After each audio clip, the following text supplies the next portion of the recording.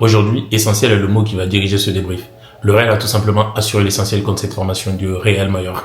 C'était pas simple. C'est un club qui, en déplacement, des fois, quand on joue contre cette formation, on sait les difficultés qu'on a.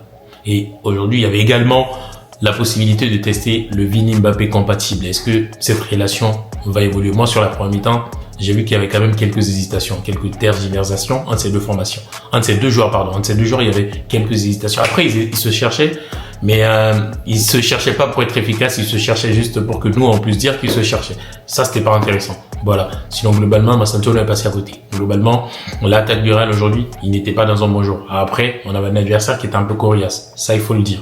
Ça, en termes de points à analyser dans cette rencontre, je trouve que la défense, elle a manqué de sérénité dans cette fin de partie. Ça s'est illustré par Dean Huijsen. Dean Huijsen, il est quelqu'un de très étrange, quelqu'un de très bizarre, je dirais. Il y a des moments où il peut être très rassurant, il peut porter le chapeau de la défense, il peut être le responsable, le véritable artisan de la défense. Il y a des matchs où des fois tu le sens en train de tirer les joueurs, en train de renvoyer des balles aux supporters. Ça, c'est inquiétant.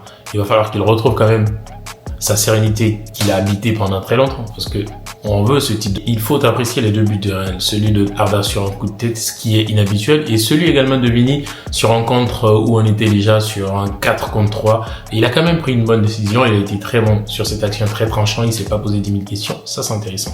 Ça, c'est intéressant parce que des fois, à vouloir donner à tout le monde, ça ne sert à rien. Alors, le point qu'il faut également travailler dans cette rencontre, du côté de Xabi Alonso, c'est le volume de jeu d'un certain nombre de joueurs de l'équipe.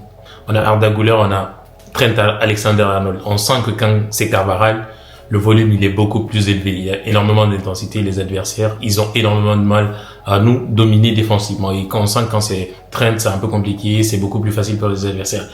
Arda, dans le milieu aujourd'hui, franchement, on a vu sur des duels qu'il perdait, sur les ballons qu'il avait du mal à contrôler. Peut-être que c'est le niveau, le rythme des entraînements qui sont trop élevés, mais on l'a pas senti, on l'a pas trop retrouvé pendant la première mi-temps, alors que c'est le dépositaire, c'est celui qui porte le sac du jeu du Real. Donc si lui il est perdu, c'est totalement perdu. Tchouaméni toujours scolaire, pas très créatif. Ça, c'est l'identité du Tchouaméni, ça on le sait. Sinon, Valverde qui a également beaucoup couru. Et puis voilà, Carreras qui a fait un excellent match. Militao qui a été dans le match. Et Mbappé est un peu transparent aujourd'hui. Ça fait partie du jeu. Globalement, c'était les points que j'ai retenus. Tu peux me dire en commentaire ce que tu as vu et ce qu'on devrait améliorer. Si tu as aimé cette vidéo, like, abonne-toi.